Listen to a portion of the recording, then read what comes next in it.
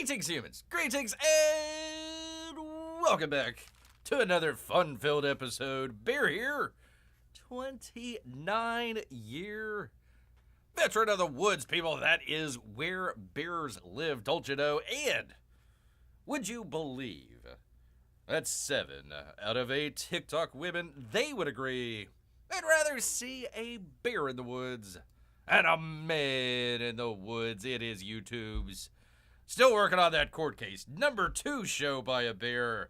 Got Trey Del Agua, or whatever the hell they're called, Venezuelan gang. They're apparently number 1, according to a district judge in D.C. But we're working on it, people. We're going to send it to the Supreme Court.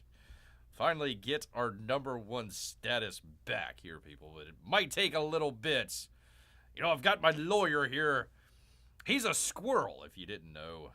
Actually, no, my lawyer is actually a owl. He's very wise, knows a lot about the law, and he can turn his head around quite often. So very, very good with that. Never argued a case before the Supreme Court, though. Well, never really argued a case before, but listen, if you're gonna be sued, you might as well have an owl in your court, people. No helmets, bad bear. Well, he's a happy bear. Definitely a happy bear. Where did your lawyer get his JD from? I believe it was from, I don't know. It was, where did he get it from? You know, he's got all the books, all that sort of stuff. I didn't really pay attention, to be honest with you. I just says, hey, I need a lawyer to represent me. So the owl raised his wing up and says, hey, I'll take the case. This is all right. We'll do it, man. We'll do it. Gotta get my number 1 status back, P-Money. Oh, in which, by the way, your emotional support animal, people. I got off track, people. Gosh, dang it. Taking away the number 1 status for Bear is really got his dander in a rough, people. A little bit of dander in the rough, people. So great to have all of you here today. As we always do it here, people. Usually Wednesdays and Saturday evenings at 8 o'clock. Oh, by the way, P-Money, how is your hockey game going? Are you at a hockey game today, or are you here with us here today? P-Money has been at a local hockey meet, emceeing, or maybe I don't know the exact details out there. Over the speaker, maybe, I don't know. I'm assuming maybe he sings the national anthem. Could be one or all of those out there. So hopefully he's here with us instead of calling a good hockey game out there. All right. Well, anyways, people, we've got, man, oh man, Bear is just filibustering right here at the start of the show. But we have literally, people, no time to waste. There's no dilly or dallying here, people. I would tell you about the campaign updates, but there's really no updates. So go check out Gary's Shipman stuff. You know where to find it, people. Down in the description. But you know what, people? As Bear kind of sits back, we have kind of this saying that goes on around here. You don't watch the show to know what's going on. You watch the show to know what's going to go on, people. Oh, hold on. They played an away game last night, and they won the finals. Yay! It's over, and yes, I do the announcing and the music and the singing as well. Well, we'll have to have him do his rendition of "Oh Canada" at some point. Have to check out those vocals, man. See if he hits those high notes. Gotta make sure you hit those high notes, man. Yeah, the Bolts won today as well. Closer game than it should have been. But it was a fun game, people. Definitely fun. Ryan McDonough, 1,000 games. Good job. Big Mac. Old Big Mac truck out there. Anyways, get better glasses. I do need to, hold on. Let me rub these out here just in case. Clean up the glasses here. Make sure. Sometimes there's a little bit of fog in there. You never know. But no singing, he says. No singing. I apologize, people.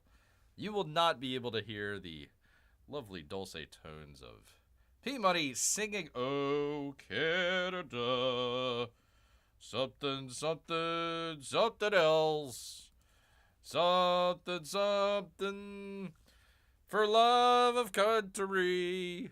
Ooh. And Maple Leaves. Do. The end. I might have added a couple lyrics there. I'm not really sure about that, people. If you ever need to, B-Buddy, just go ahead and invite Bear up. I will try. I'll make it. I know how to sing our national anthem. I mean, like the American national anthem, but oh Canada, I'll just have to wing it, man. So only invite Bear if you want him to sing the actual national anthem and not, the Snow Mexican national anthem out there. Oh, he changed the lyrics to "Oh, 51st state. That's gonna be a really big state." La. I wonder if Kamala Harris could be the senator from Canada, since she was Canadian to begin with. Things we will have to think about. Ponder as we do. But gosh dang it, people, filibustering to the 9 out here. I apologize. We got to get to it here, people. We've got plenty to get to. But first, let me just kind of round it out. Like Bear says, we try to do the show here, not to show what's going on, but to show what's going to go on out there. So we've been kind of circling like vultures out there of Warner Brothers ever since they got bought out from Discovery, the Discovery networks out there. So a lot of little pieces here and there tells Bear, man, oh man, there is some trouble. Definite trouble over there at Warner Brothers. But we'll get to that in just a moment. I like this because it kind of illustrates more than anything out here. Let me do the thing with the thing here, people. 1 second, bring you in the news and all the other good stuff. Here we go. As a professional show would. My wife just said, is Bear having a stroke? Well, possibly. I had a little a nosebleed right before I went on, man. A lot of the pollen just getting to Bear here, so possibly there might be some sort of stroke involved here somewhere. We'll see. Just dial 9 and 1 and have your finger over the other 1 button just in case. Amy is here as well. Well, good to have you here, Amy. Hope you're having a great weekend. Anyways, I had kind of an illustrative story, literally and figuratively, kind of the stuff that's going on over at Warner Brothers, what we might see ahead of time. I've had the postulation out there that, they might be selling off DC, the entire DC studios. Whole Superman thing is kind of a ruse, but we'll get to that later. By the way, we will definitely get to Snow White here in just a moment. We've got a full show, but I want to start off with a little bit of kind of a signpost for stuff to come out here, people. From the good folks at Deadline and Lynette Rice. They've got an update. Let me just go to the original story here, and then we'll do the update. They say over here at Deadline, a little cartoon history is about to be history at the Warner Brothers lot. The studio is completely razing and demolishing the single-story building where Looney Tunes was once housed. Deadline understands that building 131 will be torn down to create more space for the animated studio so they can do some great works in the future. No. To create more, quote, base camp space for the myriad of HBO shows that are shooting on the Burbank lot, a.k.a. parking space. They're tearing down the Looney Tunes building for extra parking, people. Nondescript building, which is located on the far corner of the Lost Forest Lawn Drive, will not, people, be replaced. Observers say the demolition has been in the works for weeks. The staff from other shows have been discouraging from parking in the vicinity. So they go to an update. So here's the building right here. Here's the building, and they've got a little bit of pushback over there at the Warner Brothers lot. They says updated. Signs of protest have popped up outside the single-story Looney Tunes building that's scheduled to be raised for extra parking. Make way for base camp space. They put this euphemism in there. No, it's parking. It's literally you're parking your vehicles there. 4 signs were posted sometime this week on Building 131, located on the far corner off the lot, blah, blah, blah, blah. The signs read, "Buildings have feelings too. Save 131, history matters a ton, and everyone watches Looney Tunes." An amateur artist even drew Bugs Bunny, saying, "Not cool, Doc." Not cool at all. As Deadline reported earlier this week, the building's demolition has been in the works for some time so they can create more parking on the studio lot out there, people. Some readers have correctly pointed out this isn't the original home of Warner Brothers Animation, nicknamed the Termite Terrace, located in the old studio lot off of Sunset Boulevard. This is the one that was made in the 1940s. Or excuse me, the 1950s. Moved over there in the 1950s to Burbank. Burbank's a little bit outside of L.A. L.A. proper. Regarding Building 131, one Deadlighter reader named John Alton said, "I had the pleasure of walking through this building with my dear friends Virgil Ross and Leith Adams in 95.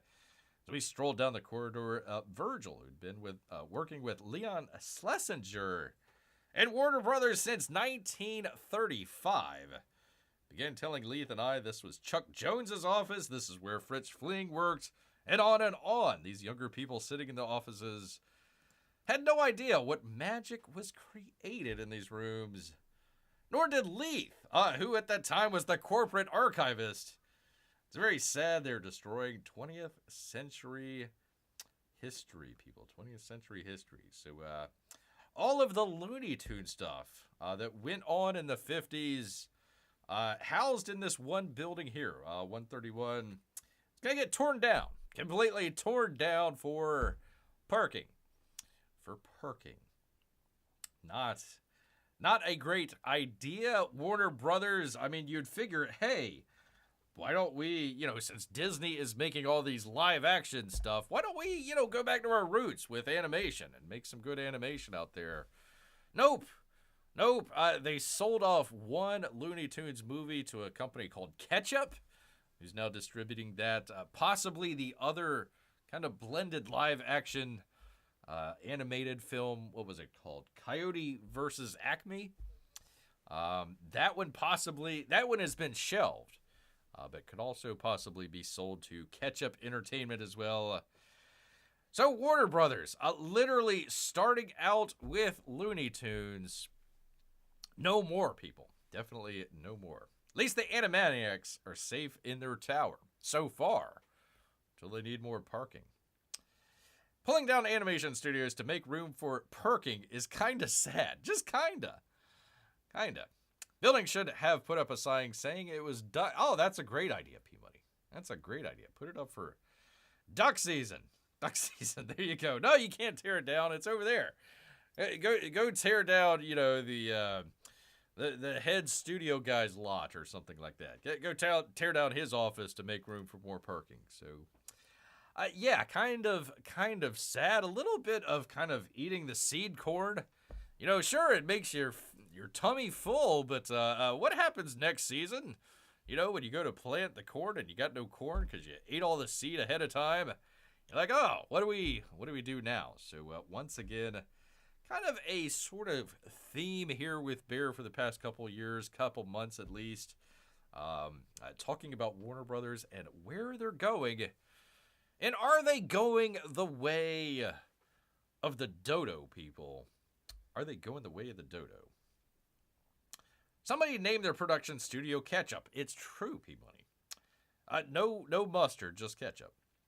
Or were they having lunch and just looked around and had to pick a name in 30 seconds or less? Probably. I would imagine that would have something to do with it there, P-Money. They're just like, that one. Yes, we'll go with that one. Definitely go with ketchup. It just rolls off the tongue. In more ways than one, people. More ways than one.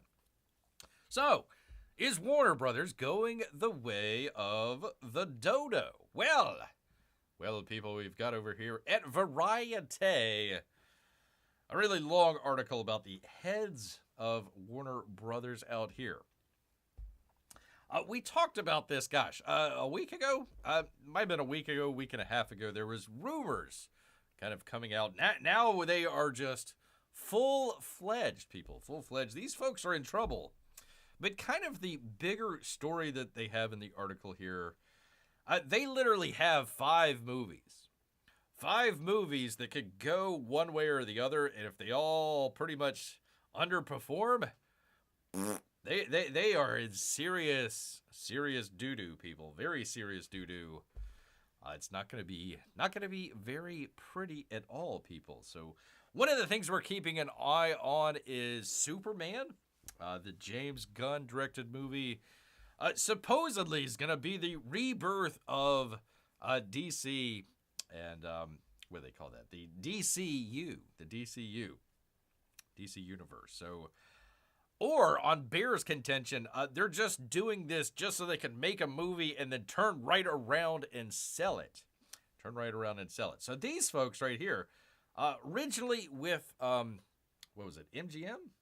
Is it MGM? I think MGM Film Division, who got sold off to, that'd be Amazon. We were talking about that James Bond not too long ago. So that was a little bit part of that. So they were part of that regime beforehand and then kind of moved over to Warner Brothers. So Warner Brothers got bought out by an outfit called Discovery Networks, who came out with, the Discovery Channel, a lot of nature stuff, the TLC channel, a lot of what would you call that? Kind of crass programming? I don't know. A lot of reality programming, Food Network the same way. What was the other one? The Home and Garden Networks. So they're really not that in tune with the movie industry. So they brought these folks in, like, hey, help us out. So let's go ahead and jump into it. Let's see. Under DeLuca and Abby, those folks that you saw there. Warner Brothers had 2023's monster hit Barbie, which was technically greenlit under the regime of their predecessor, oh my goodness, of Toby Emmerich, who's out. But the studio has been hurting as its film slate for 2024 crashed and burned, people. So far in 2025, a pair of movies about doppelgangers, which rely heavily on special effects. That'd be Mickey 17 and the Alto Knights, is going to set back the studio $110 million. They just set fire to $110 million, people. Just went up in flames, people. Never to be seen again. Whatever got the feeling soon, Warner Brothers will go the Lion King route and make Looney Tunes live-action characters. They kind of sort of did that with, what was that, Space Jam?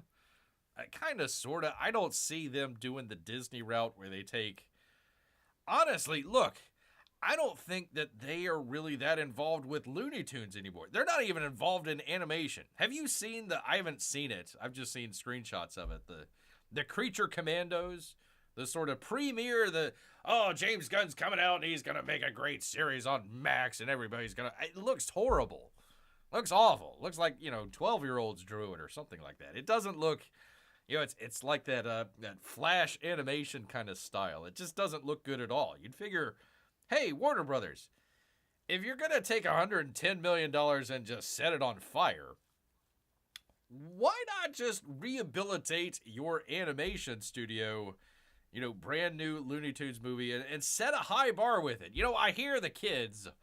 They do like still animation out there, and they do go to the animated movies, and they make a lot of money. Probably more than $110 million from Mickey 17 and the Alto Knights, which completely bombed. So why not do that? Apparently, it looks at least to Bear.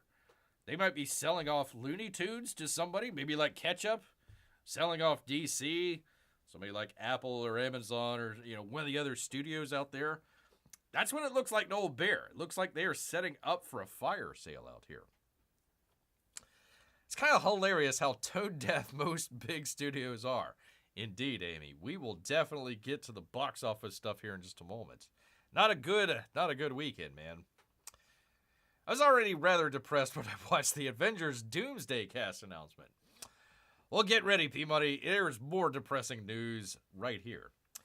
Until this month, DeLuca and Abby, which it goes like this. The Z-Man is number one up top, head of the overall Warner Brothers Discovery outfit. DeLuca and Abby are part of Warner Brothers itself, so the film division, okay? So the film division, they're in charge of greenlighting movies. Underneath them is Gunn and the Safran out there who are in DC, and they're making, Superman and Creature Commandos and all the other great stuff that's just coming down the pipeline that they have. So that's kind of the hierarchy that they have here. Take your $110 million and divide it amongst a bunch of popular YouTube animators. I like that. I definitely like that. Well, that's not the least of their problems. That money has already been burnt. We've already burnt that $110 million. We're looking ahead to the millions, possibly hundreds of $millions that they're going to be burning. And instead of, doing the smart thing and course correcting, they're going ahead with stupid plans here. So let's figure out what those plans are and why they're so stupid. They haven't seemed as concerned with the balance sheet of Warner Brothers. Over their long career, the pair have branded themselves as filmmaker champions who love to take big swings, but with morale on a lot dangerously low, especially after you take out, the historic Looney Tunes building that helped build the company. Industry chatter, as they say, and numerous reports that Luca and Abby's days of running Warner Brothers could be numbers. Now, of course, Deadline doesn't give us the chatter morale from people. It doesn't name names, so we got to take that a little bit of salt. They are counting on in the same direction, huh? They're continuing on in the same direction, huh? Says P-Money. They do know the definition of insanity, right? Well, you'd figure that after the first musical from the Joker that they would say, hey, let's pump the brakes on that. And they says, no, hell no. Put that gas pedal to the floor. We're heading off the cliff, Louise. We're heading off that cliff, baby. Anyways, let's see. Their days are numbered. Sources say the pair have lost the confidence of Warner Brothers Discovery. The Z-Man, whose impatient management style is focused on the bottom line. I'm sure. As the rumor mill has gone into overdrive, this town has whispered that Peter Safran, who we've talked about in the past, could possibly inherit control of all of Warner Brothers. God, please help us. Please help us. Got a plan for the future. Those hundreds of millions of dollars won't burn themselves. While the studio continued a win last year with Beetlejuice, DeLuca and Abby had to weather bad press surrounding Ferosa and Juror Number 2.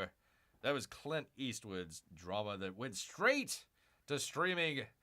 I think they had it in like 4 or 5 theaters. It literally could be Clint Eastwood's last movie. And they decided, hey, you know what would be great? Legendary filmmaker? We'll put it into a couple theaters, in a matinee somewhere, in the, outskirts of town somewhere. And we'll just send it straight to Max. It'll be fine. It'll be fine. None of those titles, however, bombed as severely as Todd Phillips' Joker Folie de Deux, a film they greenlit to blatant audience rejection and critical revolt. And I would just say, hey, let's make a Joker movie and make it into a musical. Probably wasn't the greatest idea in the world. They should have pumped the brakes and said, hey, wait a minute. We made $1 billion on the last one. Let's not go too crazy about this. Maybe let's have a Joker movie where the Batman might be in there somewhere, possibly. Might be a good idea. No. Let's go ahead. Make a musical. Well, guess what, people? They're making another musical. Oh boy. Oh, boy. That would be cool meme. Somebody burning money and someone says, why are you burning money? Responds with, ain't gonna burn itself. Ain't gonna burn itself, man. The mounting pressure has been corrosive for DeLuca and Abbey and their team. Sources say, they don't name who, creating what Warner Brothers Insider described as a swirling fiasco of tension within the motion picture group. Oh my goodness. Some high-level individuals with knowledge, let us know who they are, Variety. That'd be nice. Of DeLuca and Abbey say their decades-long relationship has been tested by the advocacy for projects and manage the expectations of the Z-Man. So here we go. Things came to a head in the operation last week in the run-up to a slew of release date changes. Four sources with knowledge of the matter told Variety, notably Paul Thomas Anderson's $130 million plus crime thriller starring Leo DiCaprio was pushed from the summer blockbuster season to September, which will make more money, I'm sure. People go to the theaters in the fall instead of the summer, where it can be positioned for awards. But awards don't make money. We saw, what was that? What was that stupid movie? Anora won the Academy Award. They put it back into theaters for like a week or two. It made like $15,000. Awards don't, they ain't gonna help. They ain't gonna help. So here's one. What was it called? One Battle After Another. $130 million. Okay, so there's one. We've got Superman as well. Okay. All right, get ready, people. Get ready. If you have this in your bingo cards, come up and collect your winnings. Maggie Gyllenhaal, whatever, however you pronounce it, the bride, exclamation point, is, quote, a punk rock art house project based on The Bride of Frankenstein, cost $80 million. That's right, people. A Bride of Frankenstein musical, $80 million. From Maggie Gyllenhaal. Yeah, she's not starring in it. She's directing it. You might say, Bear, has Maggie Gyllenhaal directed anything? Like, well, maybe, you know, the one of the staffers to go get her some coffee. Maybe, but not really. That's $15,000 more than I would have expected. Yeah, it didn't make a whole lot of money. Not at all. So they've already moved 2 movies. So $130 million, you better be putting that in the summer. You better be putting that in the summer where the most eyeballs can get on it. And Paul Thomas Anderson, great director, not really known for his high budgets, number one. And number two, not known for great revenue as well. He did, what was it? There Will Be Blood, Boogie Nights, some of the other stuff out there. Good movies, don't get me wrong, but, you know, they're not blockbusters, people.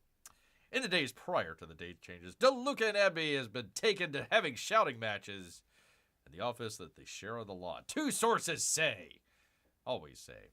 When asked by Variety, Abbey pushed back on the notion she and DeLuca had turned on each other. It's impossible, she says. Their friendship goes back over 30 years and exists outside of the business. We are ride or die. I'm sure they've got that tattooed right on the old shoulder. It's alive! It's alive! And now let's go do a dance. Dance.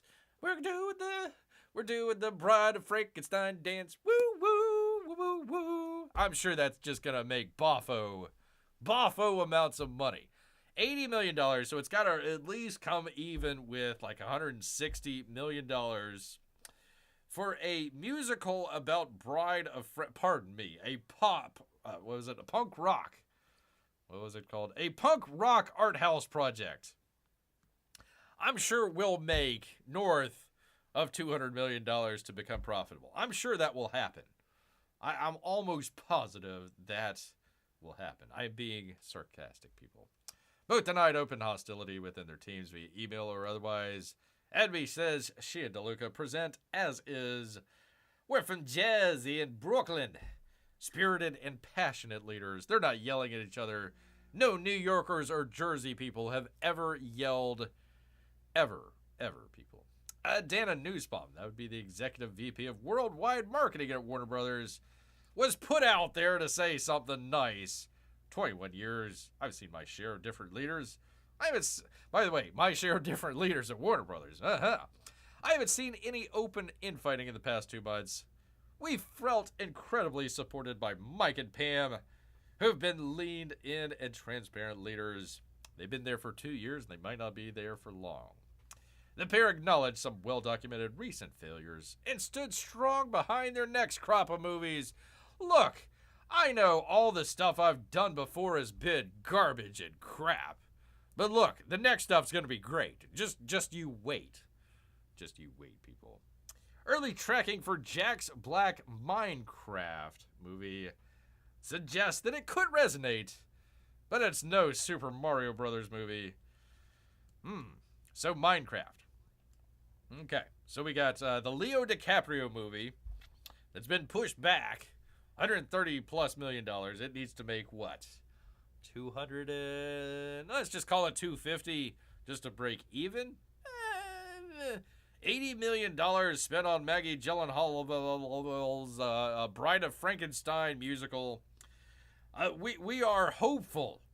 We're putting all our eggs into the basket for Minecraft. Maybe. I mean, I don't know. And then finally, in addition to Superman, Sinners. Sinners, people, an original piece of vampire IP from Black Panther director Ryan Coogler, whatever the hell his name is, Rooster Cogburn, which is currently tracking at a decent $40 million 3-day opening. How much did it cost? $90 million. $90 million it cost. $185 to break even. Now, there's an asterisk to this, people. They're saying, oh, we're going to do great at $40 million. What was it? Snow White did, what was it, 43, 44, something like that. It was just shy of 45, if I remember correctly, over their 3-day. That was considered a bomb. Now, of course, that cost $200 million. This one only cost $90 million, but they're saying, hey, we're looking at $40 million opening weekend for Rooster Cogburn's vampire IP. Yay. But here's the catch, people. Here's the catch. Warner Brothers. Let's see. Where does it say? Coogler, Rooster Cogburn will ultimately own the underlying IP. So they're saying, hey, we got a great IP out there. Well, guess what, Warner Brothers? You don't own it. You don't own it. An arrangement similar to Quentin Tarantino's deal for Once Upon a Time in Hollywood. Warner Brothers will have first rights to distribute Sinners for 25 years, longer than Tarantino's relationship. So Warner Brothers, okay, so they get $40 million on the opening weekend. Hopefully, they think they need 185 just to break even. Once it goes out of theater, Rooster Cogburn here has first rights to distribute it to wherever the hell he wants for the next 25 years. So even if it's a big hit, it makes, let's just say it makes $200 million. They've barely broke even, and then they don't get any residuals off the movie for the next 25 years. Great job, guys. Great job. That's some great thinking. Let's level another historic building at the Warner Brothers lot, people. It's just going great out there. In Seth Rogen's The Studio, the new Apple TV series, by the way, which I watched last night. I checked that out last night. The first, I think they only had 2 episodes. I was hoping to, I like to do the binge thing. We watched, where was it here? Let me see if I can find it. I was telling you people about Sugar, the Colin Farrell show. That was really good. That was really good. I would definitely recommend that. A couple little asterisks out there, but really, really enjoyed that. What was it called? The studio. It's all right. It's okay. I maybe get a couple more episodes into it and see how it goes. But it's all right. It's one of those things where it's supposed to be like a funny. It's supposed to be a comedy, I guess, but it's. I don't want to say it's not funny. It is funny, but it's like that cringe sort of humor or awkward, that sort of awkward sort of humor out there. If you enjoy that sort of stuff, I'm sure it's really funny. That's not Bear's Ballywick out there, so I'm not really into the sort of cringe comedy. But it's like one of those things where you're trying to figure out, is this a comedy or is it a drama? There's some funny stuff that's supposed to be happening, but it's played as a drama, so it's kind of, I don't know. I need a couple more episodes to kind of say yay or nay on that. But anyways, watched that the last night. I was going to watch another film. It was called Babylon. Holy cow, people, do not watch Babylon. That is just, I didn't make it 5 minutes. It stars Margot Robbie and Brad Pitt and some other fella who I think was the supposed, main character. I didn't last 5 minutes, people. Don't ask why. Please do not ask why. Just stay. It's like 3.5 hours long anyways. I couldn't last 5 minutes. So anyways, that's that. Let's see. Hold on. I mean, I've at least heard some people looking forward to Minecraft, and it might be visually creative. I'm sure it is, Amy. And hold on, let me double check here. Let's find out. Let's take a look here and see. Maybe it's up here. I'm not sure. A Minecraft movie. The budget, $150 million. So it needs 300 at least. At the very least. $300 million to break even. Just to break even. So they need Minecraft to be like $1 billion movie just to dig them out of the hole that they have in some of the other movies out here. You see, Superman's not even in there. One battle after another. They're saying $140 million. The Bride, $80 million. That's $200 million right there. Plus, Sinners, 90. Let's just call it $100 million. So 300 plus million. 45 for the Alto Knights, which made like $50,000. It wasn't much. 118 million for Mickey 17, which didn't make anything. I'll show you guys in just a minute. It's almost out of the top 10. So, look, it could be. Bear was talking about this last year, and I think P-Money kind of got a little bit of Bear's prognostication a little twisted. We were talking about Deadpool and Wolverine. I says it needs to come in over a certain amount. Otherwise, Disney's going to be in kind of a trouble. I think it was maybe taken as, Bear's, not plussed up on a Wolverine movie. I was like, I don't care. Doesn't matter to me. I'm just saying in the movie marketplace, it needs to do well. Otherwise, it's going to be a bad year. It ended up doing pretty well. So I could be completely wrong about Minecraft. I could be right.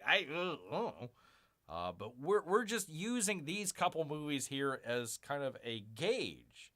So you'll see later on in the year, they still have The Bride up as September 26th. This must have been beforehand. So 4 out of the 5 movies that we'll see here. Let's see. What was that? Minecraft, Sinners, Superman, One Battle After Another, The Bride. So you can kind of tick down on that list. Did it come in above? Is it making money or is it losing money? And if you have more of them losing money than making money, then not only are these people in trouble, but the whole studio is. Anyways, it goes on, blah, blah, blah, blah, blah, yada, yada, yada. Let's see. Abby, however, was vexed by a recent report saying she and DeLuca were irresponsible for giving Gyllenhaal a huge budget for her second go as director, following the $5 million, oh boy, Netflix title. We've all seen it, right? The Lost Daughter? We've all seen The Lost Daughter, haven't we? Great movie. Terrific. I just put her on the map as a great director. to direct a punk rock musical about the Bride of Frankenstein. The idea that Maggie doesn't deserve to have a big budget, she asked? What? It's not cool.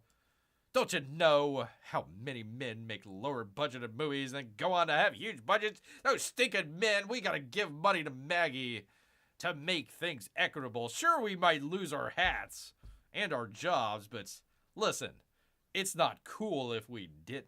That's the idea. This is the thinking that's going into this, people.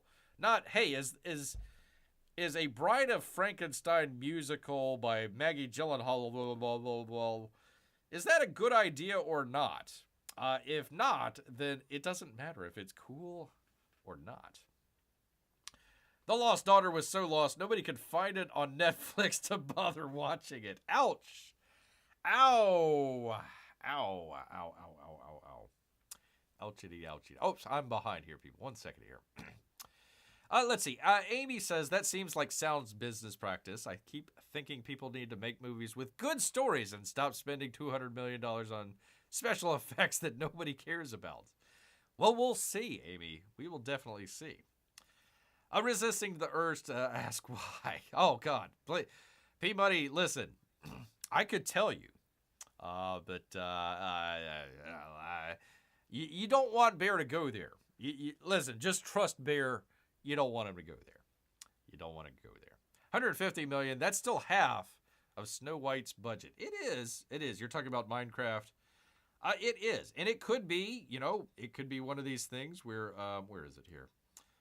It could be one of those things where, yeah, they do really well with it. I don't know. I'm just telling you, hey, they've had Mickey 17, a bomb, Alto Knights, a bomb. I think Sinners is up next. I guess maybe they switched. I don't know the release dates here. I'm not sure. But we're looking at Minecraft. Is that going to be a bomb or not? Sinners? Maybe, maybe not. They got another Final Destination movie. F1 is a co-production with Apple TV. Superman, they don't even give us the budget, so we don't even have any idea. Some people seem to think it's like $300+ million. So, yeah, that's a pretty big hole to dig out of. One battle after another, and then of course the Bride, but that'll be next year. That'll be next year. So we'll see. We'll definitely. Oops, wrong one. We'll definitely see here. All right, let me go on. Studio heads argued that by moving the movie to March, they'd allowed it to compete in a less cluttered space, referencing top earning projects like Dune Part 2. Yes, of course. The musical about Bride of Frankenstein is just like Dune Part 2. And Kong and Disney's Cruella. Sure thing. Barring a shakeup at Warner Brothers. Before then, the real test will come in September. They pushed it back. Release of DiCaprio's latest movie. His latest film, 2023's Killers of the Flower Moon, only made $68 million at the box office. Now, asterisk mark, it went on to Apple TV, so I wouldn't count that for sure, but kind of gives you an idea.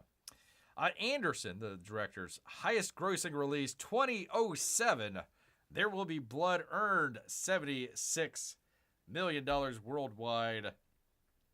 One Battle will need to make at least $260 million globally to justify its means. Once Upon a Time in Hollywood earned almost $400 million at the box office, but they say co-starred Brad Pitt and Margot Robbie, who also co-starred in that awful movie that Bear will not talk about. Definitely will not talk about. Anyways, they're talking about testing about it. They says, he's got a quirky performance that can either be good or bad. People, could be good or bad. Running over 2.5 hours. I don't know, man. I don't know about that. Oh, we all felt it, said DeLuca. Told Variety the disappointment over Phillips' Joker for the sequel. We didn't want to fail, David. That'd be the Z-Man. We think we're turning a corner with Minecraft. And you know what? I got another musical on the slate as well. We spent $80 million on an unproven director because she was a girl. Man. So we had to give it to her. Otherwise, it wouldn't cool. So come on. Come on, Z-Man. Fork over $80 million. Yeah, sure. We think we're turning a corner with Minecraft. It will have wind in the sails for our diversified slate strategy, people. And if not, well, we got Conjuring, Final Destination, Mortal Kombat, a Matrix movie. They bankrupted the production company that made the Matrix, so good luck with that. A sequel to Practical Magic, yay. Another Oceans movie and a reboot of Gremlins and the Goonies, people. That's all we've got to look forward to if they aren't S-canned to begin with, people. So once again, as we get started here on the summer movie season, something to kind of look out for. Any movie over 2 hours really has to pique my interest for me to go see it. I miss the days when movies were all an hour and a half. That's, that's usually what your bladder can hold. 90 to 100 minutes. Usually, if you're writing a spec script, in other words, if you're writing a script for yourself, hopefully to sell it out there, usually it's about 100. If you're clocking in at 120 pages of a script out there, unless there's like a lot of action description that you're talking about, or if it's something like a kind of like a chatty film where the people are talking back and forth, so you have a lot of talking in the film, and that takes up a lot more space. Usually, the rule of thumb is a page is usually about a minute long. So if you're 120 pages, it usually means you're about 2 hours. So most of the spec scripts out there are supposed to be usually between 90 to 110 pages. That's usually kind of the sweet spot out there. So yeah, all of this is auteur directors, I want to make, oh God, that Babylon movie was an auteur director. It was 3+ hours long. Man. No freaking way, people. No freaking way. So, I agree with you, P-Money, for sure. Definitely for sure. That photo shows two very uninterested looking people. Yes. Or kind of deer in the headlights. Like, oh my God. We greenlit what? Maggie Gyllenhaal. What? Bride of Frankenstein musical. What's going on here? What the hell did we do? We spent how much on a Minecraft movie? What? Oh my God. Oh my freaking God, people. Oh my God. Oh, which, by the way, let me give credit. Matt Donnelly over at Variete, people. Over at Variete. So we've got the weekend box office, people. Let's see how well some of the movies out there are doing. And it looks like Jason Statham's Working Man is going to beat out Snow White. Snow White's possibly going to come in third place this weekend. We'll have to find out on Monday, but that's what it's looking like here, people. Anthony D'Alessandro over at Deadline, people. He says the third update here. On Saturday morning, before family matinee. See, they're trying to help out Disney out here. Before the family matinees kick in. Amazon MGM Studios, God, get a better name for crying out loud. A Working Man is ahead of Snow White after winning Friday with $5.6 million. On its way to a very solid $15.6 million. Of course, it didn't cost $300 million to make either. The $40 million Black Bear financed Working Man, based on the Chuck Dixon book. By the way, Chuck, if you're out there listening, can you help Bear out? If it's Bear financed, I want my 10%, man. Definitely want my 10%. A series about a retired counterterrorism agent, a turned construction worker who's pulled back into his old career after a girl goes missing. Gets a B cinema score. No MG commitment for Working Man in regards to North America. Just a PA commitment, around $20 million. So they just put out for publicity. Prime Video took the world on the international side. A Working Man is the latest campaign for Amazon MGM Studios Marketing Blitz.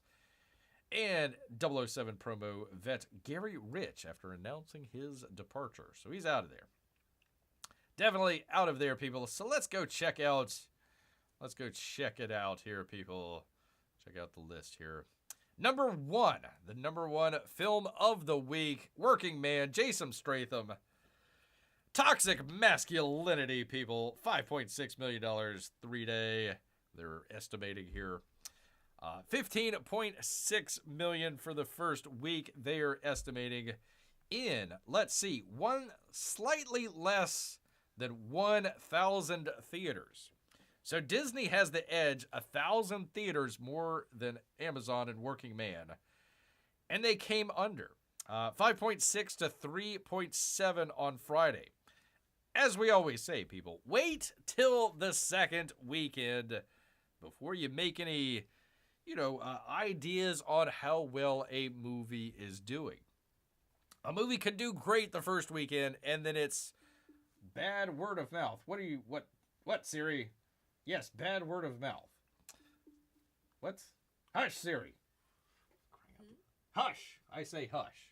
I don't know why she's doing that. So we always look to the second weekend. 77% drop off is awful, people. It is completely terrible.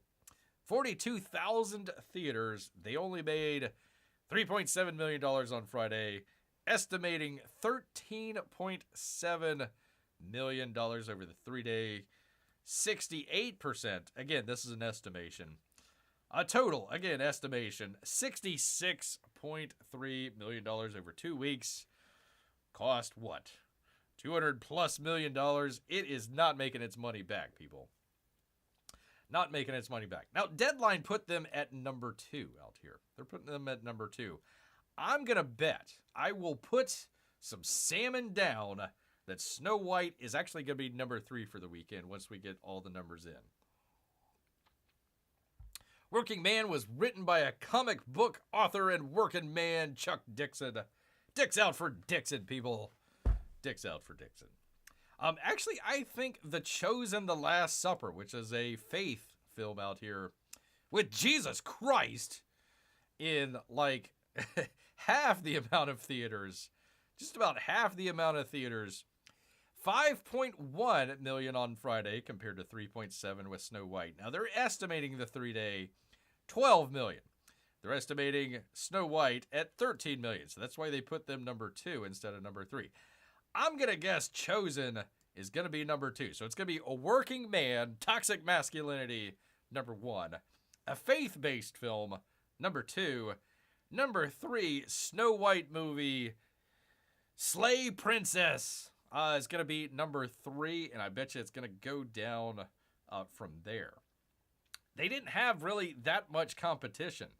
Woman in the Yard? I don't know. Death of a Unicorn, I think that is, what's her face? Oh, God, the Wednesday girl. I can't remember her name. Anyways, that didn't do too well. Captain America all the way down here at number 7. I don't think it's going to make its money back. I think it's going to lose money. Black Bag. Mickey 17, almost out of the top 10, people. This is one of the films that Warner Brothers was expecting to be a big hit and carry them all the way. It's made $43 million estimated over 4 weeks. It made $500,000 on Friday, people. It only made an estimated $2 million over the weekend. It's down half from the half that it was down from the week before. So nobody is watching Mickey 17. They're going out of 1,000 theaters. I bet you next week Mickey 17 is going to be 17th place. They're not going to be anywhere part of that. And finally, Novocaine, which we talked about a while back. That was actually the first week. They were number 1. If Bear remembers correctly, they actually beat out Captain America.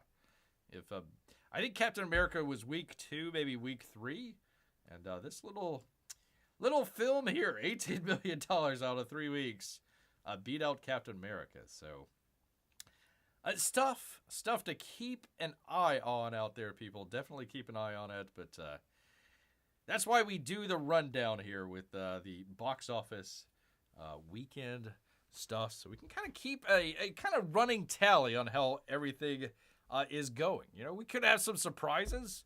You know, Minecraft might be just a huge hit.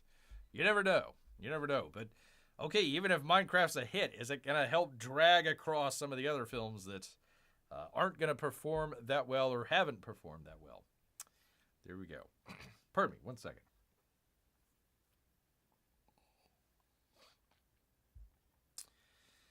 When they say 15 million plus opening, that's their assumption for the whole weekend, right? Yeah, because we're not in Sunday just yet. So, yeah, okay, so they're first week here, 15.6. That's what they're estimating based on the tracking. Now, if you remember correctly, Snow White was tracking originally at 60 million. They knocked it back down to 50 million. Then they knocked it back down to 45 million. It ended up coming like $44 million. So once we get past the first week, the estimate gets a little bit more clear because they've had a little bit more data to look back on. They haven't looked back just yet for The Working Man. Pardon me. But just based on the estimates on Friday, they're just saying, okay, well, let's just triple it. Let's just say it's $15 million. There's a little bit more that goes into that, but essentially that's what they do. So they haven't received Saturday nights just yet. It's still ongoing. So that's kind of their guess. So all this stuff right here is in flux. I would say Working Man still's number 1. Chosen, probably number 2. Snow White, number 3. We'll find out. When Bear does the next show on Wednesday, we'll find that out. We'll definitely find that out. But there you go, people. Toxic masculinity works. Disney princesses do not. And whoever thumbs down Bear's hot take on the previous video that he did, talking about Rachel Ziegler was right. Well, she was right. People her age, you know, her demo there that they were going for with Snow White, she thought it was weird. She thought it was odd. This is a strange movie. Well, she was right. Nobody in her demo went to go see it. So, thanks, thumb down person out there. Really appreciate that. If I made something, released it, and made $5 million in one day, I would be so happy, says Amy. Imagine making $5 million in a day, people. In a day. Well, they actually split that in half with theatrical and the studio. So, really, if they only made $5 million in a day, it splits. So, it's 2.5. But we're splitting hairs. Splitting hairs. Haha. Out there, Amy. Imagine making $5 million in a day and losing $200 million. Womp. Womp, womp. Womp, womp, womp. Womp, womp. That's bad, Amy. That's bad, but imagine you're a airline pilot out there. Imagine you're an airline pilot and you get in your plane and you start taxiing down the runway to a nice international journey over to China.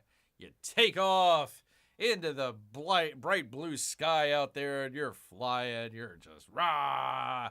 You say, oh, wait a minute. Where the hell is my passport? United Flight from the Drive and Nick D'Amito. United Flight in China forced to turn around because the pilot forgot his passport. After 2 hours in the air, United Airlines flight UA-198 had to turn around its 257 passengers around and head back to San Francisco. When it landed, United arranged for a new crew to board the plane and head towards Shanghai, China. According to Redditor, this is the message that passengers aboard received. They say, your flight diverted to San Francisco due to an unexpected crew-related issue requiring a new crew. Once they arrive, we'll get you back on your way to Shanghai as soon as possible. We sincerely apologize for the disruption and appreciate your long patience as we turn back to San Francisco. Naturally, the passengers who are forced to waste several hours in the air only to end up back in California wanted some compensation, people. Well, they got it. They got it, people. They got a $15 meal voucher for their inconvenience. $15 meal voucher for airplane food.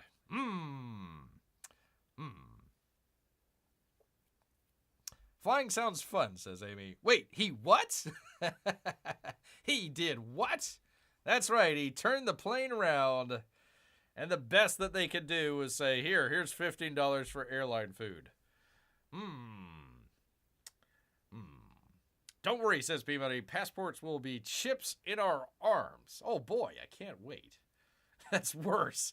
That's even worse. That's just a slap in the face, isn't it, Amy? They didn't even give him an extra pillow, any extra leg room, maybe an extra, alcoholic beverage or some kind. No. $15 meal voucher. Don't spend it all in one spot, in one meal. I don't even know how long the flight is. How long is that flight? 13 and a half hours plus the other 4 hours that you had turning around, going back to San Francisco, landing, and then taking off again. So that's, I don't know, what would you say? 2, possibly 3 meals there? $15 get you what? Maybe one? Maybe one meal out of it? $15. Oh, no, they didn't, says Amy. Oh, they did, girlfriend. 3 snaps, but not a bag of chips. You got to pay extra for that bag of chips, girlfriend. You go, girl. You go, girl. Can you imagine Bear doing the 3 snaps? There you go. There you go. Just picture it in your own brain, people. Picture it in your own brain. Thank you, Amy. All right. Going from one slightly foodish story to another out here from the New York Post. People, we have the Yankee Stadium's 2025 food selection list. Here from Rob Ladon. Rob Ladon. Interesting name. They get sashimi, finally. Finally, a reason for Bear to go to the baseball park. Maine lobsters, crazy hot dogs, and espresso martinis, people. So you get drunk and be awake at the same time. They say, take me out to eat, people. Take me out to eat. It used to be that baseball fans were content to munch on peanuts and Cracker Jacks at the ballpark. This year, however, hungry Yankee game goers, I can also feast on lobster flown in from Maine. Ah, the high class, people. While ominous news about the upcoming New York Yankees season might leave a foul taste ahead of opening day, which apparently they did pretty well, Garrett Cole's seed, who cares? And unraveling, we're not here for baseball, people. We're here for food. An unveiling of new stadium sustenance revealed no shortage of coming foods to help fans feel better, including tiramisu in a baseball cap, people. In a baseball cap. Along with your starting team of hot dogs and chicken buckets? There's buckets of chicken. Wow. There will be bites that knock it out of the park, a la Aaron Judge, courtesy of an all-star New York chefs like David Chang, Bobby Flay, Marcus Samuelson, and others, people. For the latter food ace, in addition to his acclaimed Big Apple restaurants like the Red Rooster Harlem and Haven Mar in Chelsea, Samuelson is also behind a fried chicken outfit, Street Bird, a mainstay, people, they have there at the ballpark. Well, let's check it out, people. Let's see what they got. Coming up to the plate this year, Street Bird cooked up a foot-long ballpark frank to beat them all, people. That's true, people. It's a hot dog in there somewhere, I think. Maybe. Meet the Bird Dog, a whopper of a wiener topped. Oh, God. A whopper of a wiener topped with fried chicken tenders, garlic aioli, pickles, and cheese sauce, people. Yum? Yeah, yum. I don't know about that one, people. I don't know about combining your chicken nugget, chicken tender with a hot dog and garlic aioli and pickles and cheese sauce. It seems like it's a little extra. Seems like it's a little bit much. I would just go with a ballpark frank and some mustard, maybe a little bit of onion in there. No ketchup, none whatsoever. Not so sure about garlic aioli, people. Not so sure about that. Biting into it is an explosion of texture, people. Crunchy chicken, savory cheese, and cool pickles. All letting the hot dog itself enjoy the renewed attention. I think the hot dog gets lost. Just keep a napkin handy to help tame the unique creation. Obviously, it's gonna spill everywhere. Obviously, the game is at center. But part of the whole experience of coming to the stadium is trying all different kinds of new foods, Samuel told the Post. There's this rivalry as to what stadium has the best food. And we obviously feel we have that, they said. But other bites may have fans begging for extra innings to feast on. Let's check them out, people. New for 2025, people. That'd be sushi. The Bronx Bombers teamed up with Manhattan sushi chain Bondi for fresh sashimi and rolls to pair with the strikes and balls. Hey-o. No ketchup studio? No, we can have ketchup studio, just no ketchup on the hot dogs. Or whatever the hell that they were trying to make with chicken and garlic aioli, and I have no idea. Seemed a little bit much. But this I can get behind. Finally, sushi at the ballpark, people. Stadium recently unveiled an on-site lettuce and herb garden, which will be included in the various eats around the complex. Big spenders in the exclusive Legends Suite seating area can even devour a lobster roll. Really? A lobster roll. Let's check it out, people. Let's check out this lobster roll. There they are. They are serving some lovely stuff out there. I didn't have the lobster roll? I didn't have the lobster roll, people. Gosh, dang it. I don't know how that skipped out on me. 1 second. There you go. There's the lobster roll, people. Lovely lobster roll in the luxury boxes, if you will, up there. Yes, indeed, people. Only the best out there. A Brooklyn dumpling shop also joined the roster this year, delivering dumplings stuffed with Wagyu beef, as well as both buffalo and Kung Pao chicken. Each unique fried bite, a stoner's dream, they say. The spicy mayo adds a delectable kick. A Caribbean food delight, the New York-based Jamaican me crazy man food company that traces its roots to its Bronx founding in 1978, also brought up to the big leagues for 2025. We've been trying to get a kiosk here for 20 years, they say. Striking out over 2 decades, it's a dream as a owner of a food company to be involved with all this, people. Yankee fans will have to try CFD's original Jamaican beef patty, as well as a stuffed Jamaican beef patty with cilantro, lime, slaw, and slathered, and brought to life in a crusty lime and sweet jerky barbecue aioli. Are those words even going together? Ay. People. Looks interesting. What do you do with the plate afterwards? Do you keep it on you? What do you do with it? You're sitting out there, you know, peanuts, hot dogs, Jamaican jerk, whatever the hell it was, beef patty, cilantro, lime, sweet jerk, barbecue aioli. Get it right here while it's hot. Do they throw that at you? Hey, here, catch. Or do they pass it down the line and hopefully nobody eats it before it gets to you? I don't know. I don't know, people. And finally, people, tiramisu. Tiramisu. Yankee fans will have a chance to try... Wait a minute. No, where am I? Hold on, where am I? Another new addition will be chunky cookies from Sweet Peas, which trains and employs adults with disabilities. Sugar fiends will be in heaven thanks to the company's combination of brownie cookies and thick Frankenstein of both desserts. That's not what we have on the screen, though. Where are we?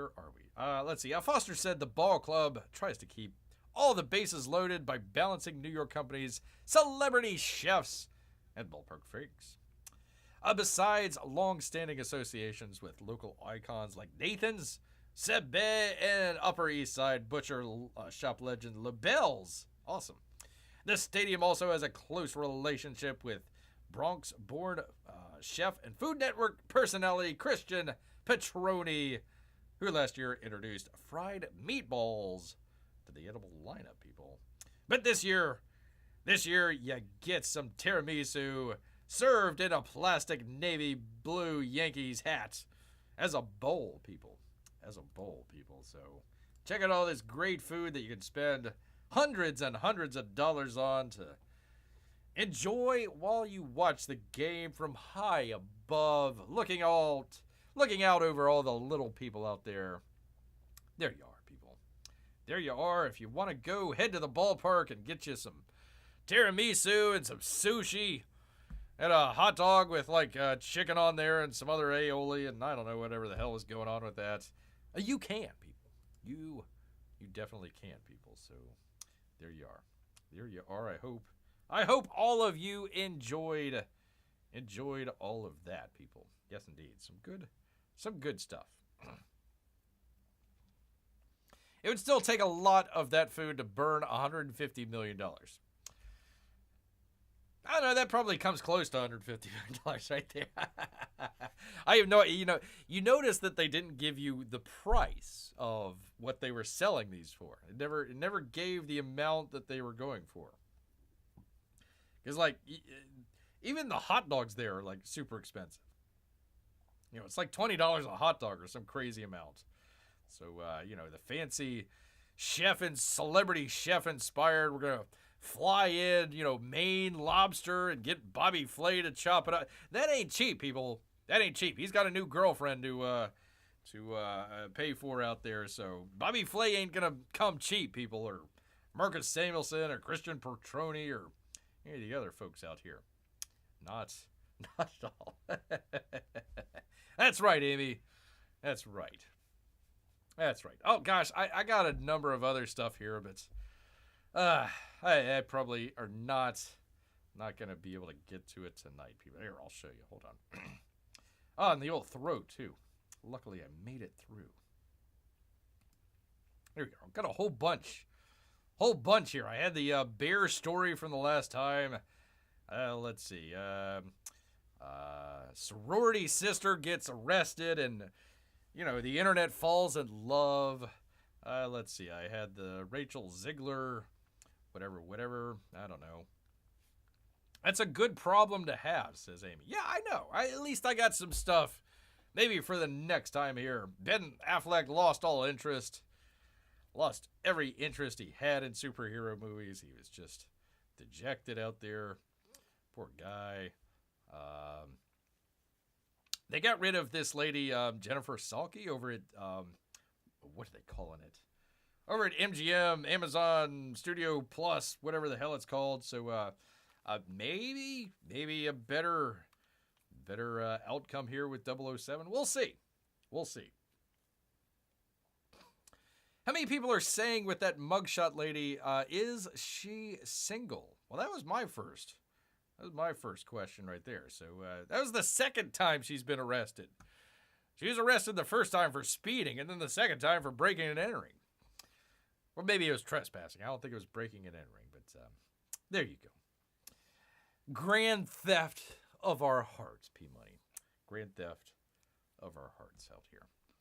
Oh, I had the, where was it? Hold on, I got a better one here. Where is the Sydney Sweeney thirst trap photos out here? Sydney Sweeney apparently is, she's apparently now single, P-Money. Definitely now a single lady out there. So I'm like, hubba hubba, all right. Putting out all the thirst trap photos out there for some sort of bikini line. I'm like, all right, I can definitely get behind what's going on in the pool out here. So definitely for sure. But I don't know, man. I don't think that would fill up a full news story. Am I going to the chair because she's electrifying me, says P-Money. Aw, stolen heart.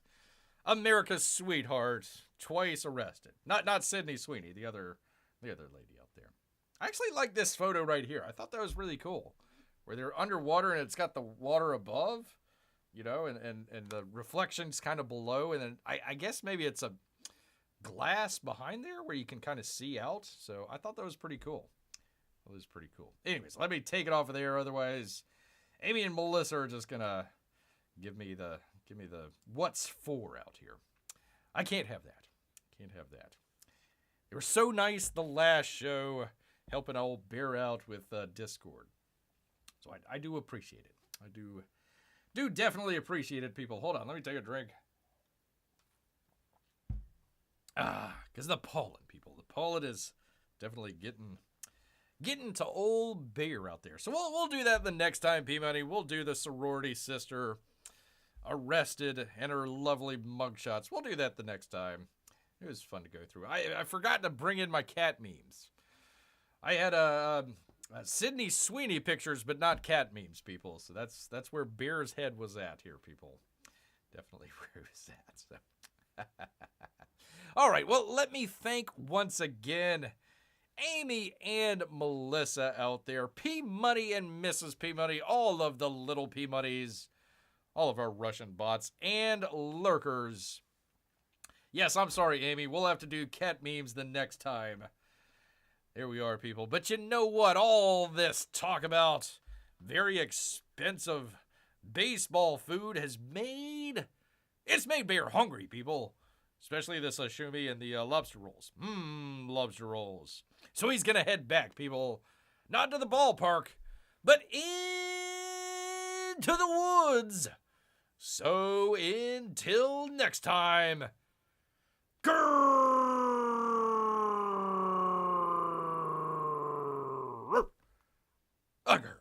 Night, everyone.